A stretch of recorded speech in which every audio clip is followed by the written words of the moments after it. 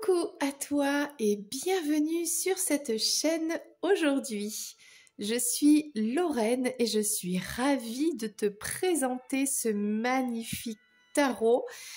Il s'appelle le tarot des cristaux pour favoriser l'intuition, la créativité et l'accomplissement de soi. Alors, c'est Jane Wallace qui l'a fait aux éditions Médicis et illustré par Roberta Hopwood. Je pense que c'est le plus beau tarot que j'ai jamais vu. Il est tellement beau, voilà. Les couleurs, les messages, la douceur qui s'en émane.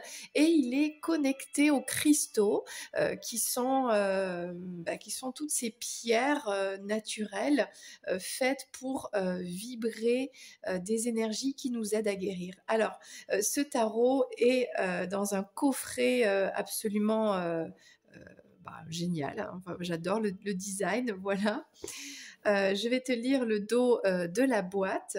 Ce magnifique tarot, unique en son genre, combine la puissance d'un outil divinatoire avec le pouvoir énergétique des cristaux. Chacune de ces 78 cartes, superbement illustrées, présente une pierre précieuse à l'énergie transformatrice associée à une affirmation positive. Dans son livre d'accompagnement, vous découvrirez plusieurs propositions de tirage, la signification de chaque lame ainsi que le symbolisme et les vertus des cristaux. Ce tarot illuminera votre chemin de vie en vous offrant la guidance et l'énergie nécessaires à la réalisation de vos objectifs. Vraiment, tu vas découvrir là un tarot vraiment magique. Allez, c'est parti. Donc, il se présente comme ceci. Donc, on enlève la boîte. On a les cartes ici et le livret. Alors, le livret, regarde comme il est joli.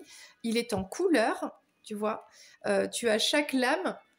Donc, la photo de la lame, la pierre, à quoi ça correspond. Donc là, on t'explique un petit peu la signification de la carte. Et on a une affirmation positive et on parle bien sûr du cristal, tu vois. Donc on a toutes les lames majeures, ensuite les lames mineures ici. Alors elles sont pas dessinées, il n'y a pas de figure de dessin en fait d'histoire sur les cartes pour les lames mineures, à part les j'ai un trou, bon c'est pas grave. À part voilà le valet, le cavalier, la reine et le roi qui eux sont les figures, voilà les figures du tarot. Voilà donc eh bien sans plus attendre, présentation de ce tarot magnifique. Alors regarde déjà le dos des cartes comme il est joli. On a ici donc des cristaux hein, avec des couleurs, on a une énergie, regarde, tu sens déjà l'énergie de ces cartes hein, avec ce soleil, avec cette lumière qui sort comme ça, c'est tellement bien dessiné, les couleurs sont parfaites, hein, on est dans les tons entre le violet, le bleu, des tons pastels, avec comme ça une énergie chaude qui sort de ces quartiers. Je trouve que les couleurs sont très bien équilibrées entre donc cette chaleur qui est là pour guérir. Hein. Je pense qu'ici on a un tarot pour guérir et bien les dessins avec ces autres couleurs plus froides. Et donc on a vraiment une belle répartition des énergies. Voilà. Allez, on y va avec la présentation carte par carte des lames de ce tarot. Donc là, on a le fou. Alors, le fou, c'est la seule carte qui a toutes les cristaux un petit peu présentés un peu comme les 7 chakras. Enfin, tous les cristaux, j'exagère. Hein. Les 7 cristaux. 1, 2, 3. Oui, voilà, c'est ça. Donc, tu as, quand tu as la carte ici, le dessin. Donc ça, c'est pour les 22 lames majeures, le nom de la carte. Et la petite phrase positive, l'affirmation positive. Ok, donc ça c'est le fou qui commence un nouveau départ dans la vie et qui a tous ses chakras actifs. Voilà. On a le magicien ici. J'aime beaucoup. Il y a beaucoup de luminosité dans ces dessins, la créativité. Vraiment, j'adore. Vraiment, ce tarot, je suis fan. Je le redis encore. Là, par exemple, on a la citrine. Ok. La grande prêtresse avec ses couleurs de bleu et le lapis lazuli ici.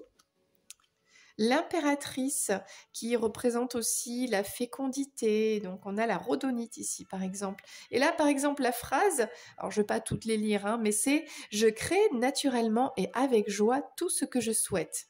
Voilà. L'empereur, la jaspe rouge par exemple. Le hiérophante avec l'améthyste. Les amants avec le quartz rose, bien sûr la pierre de l'amour.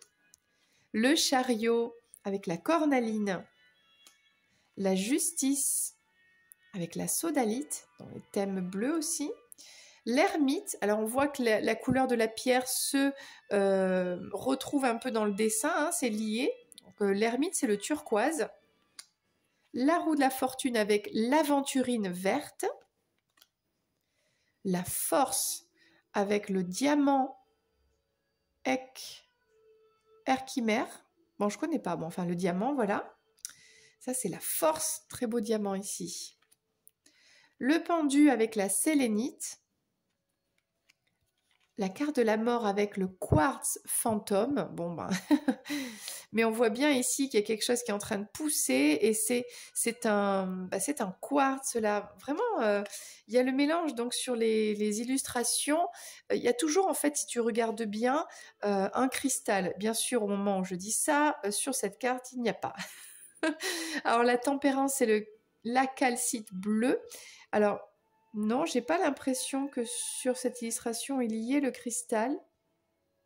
Peut-être si là, à ses pieds, elle est sur un gisement, elle est sur une énorme calcite bleue là. Voilà. Donc là, on a le diable. Le diable, c'est l'obsidienne. Donc il y a des pierres ici. La tour. Alors là, la tour, on a deux pierres, c'est intéressant. On a le quartz rutile et l'hématite pour la tour. L'étoile, on a la tanzanite. La lune, on a la pierre de lune arc-en-ciel. Voilà. Le soleil, bien c'est la pierre de soleil. Alors, est-ce qu'on la retrouve dans l'illustration, la pierre de soleil? Alors, je ne sais pas. Au premier coup d'œil, je ne la vois pas. Peut-être au fond, là, comme ça. Bon. Le jugement avec la pierre héliotrope. Donc là, on voit un ange ici. Je pense que c'est sa trompette qui est dans cette matière, en cristal. Et la dernière lame majeure, le monde avec le quartz titane aura, qui est un quartz qui a toutes les couleurs qui existent. Et là, on voit bien donc cette danseuse dans le monde et qui a par la fontanelle comme ça toutes ces couleurs, l'arc-en-ciel, hein, tous les pétales de lotus en fait qui lui permettent de se connecter au divin, au cosmos, etc. Allez, on va commencer avec les lames mineures, avec donc les deniers. Donc tu vois en fait sur les lames mineures, on n'a pas vraiment de figure, de dessin, mais on a donc les deniers représentés et toujours l'affirmation positive et la pierre. Alors pour les deniers, on aura toujours la même pierre, c'est la malachite. Donc là, tu vois, on a le 2 de denier, c'est encore la malachite, mais c'est pas la même affirmation positive parce que c'est pas la même signification de la carte. Donc le 3, le 4, le 5, le 6, le 7, le 8, le 9 et le 10. On passe aux figures, on a le valet de denier, donc quelqu'un de très jeune, on a la pierre pyrite. Je suis ouvert aux opportunités de croissance personnelle. Là, très beau dessin. On a pareil, hein, la même carte, la même pierre donc, pour toutes les figures hein, des deniers. Donc c'est la pyrite. Hein. La pyrite, elle est très dorée, elle ressemble hein, à l'or. Je mérite une sécurité financière pour le cavalier. La reine de denier, toujours avec la pyrite. J'ai tout ce dont j'ai besoin pour prospérer. Et le roi de denier, je suis sûre de ma place dans le monde. On passe au bâton. Donc là, toutes les lames mineures bâton, ce sera le grenat. Voilà, avec le l'as, le 2, le 3, le 4, le 5, 6, 7, 8, 9 et 10. On passe au valet de bâton. Là, on a carrément oui, un ado, un enfant, bon, avec la calcite jaune pour les figures bâton, voilà. Je suis toujours ouvert aux bonnes nouvelles. Le cavalier de bâton, je prends mes décisions sans pression. La reine de bâton, je suis naturellement créatif ou créative. Et le roi de bâton, je réussis tout ce que j'entreprends. Et on a toujours la calcite jaune. On passe aux épées. Alors, pour les épées, on aura la sugilite, je ne sais pas comment ça se prononce. Bon, je ne connais pas cette pierre. Bon. Voilà, alors l'as d'épée, le 2, le 3, le 4, le 5, le 6, le 7, 8, 9 et 10. On passe aux figures avec le valet d'épée, avec la maîtrine. Je prends soin des détails et je garde le contrôle. Voilà. Alors, on a, avec le valet et le cavalier, on a des petits oiseaux, des petits papillons, voilà. En plus sur l'illustration. Donc on est toujours avec la maîtrine. Je pense que la pierre, on la retrouve sur l'épée là. Je choisis mes batailles avec soin. La reine d'épée, je protège ce qui me tient à cœur. Voilà. Et le roi d'épée, j'ai confiance en ma capacité à prendre des décisions stratégiques justes. Et on termine avec les coupes, donc, qui sont représentées par l'aigle marine. Voilà, j'adore cette pierre, trop belle, trop douce. Donc voilà, avec la coupe, là, le Graal, la coupe d'amour. J'accueille l'amour et foi en ce qu'il m'apporte, voilà. Donc on aura l'aigle marine pour le 2, le 3, le 4, le 5, 6, 7, 8, 9 et 10.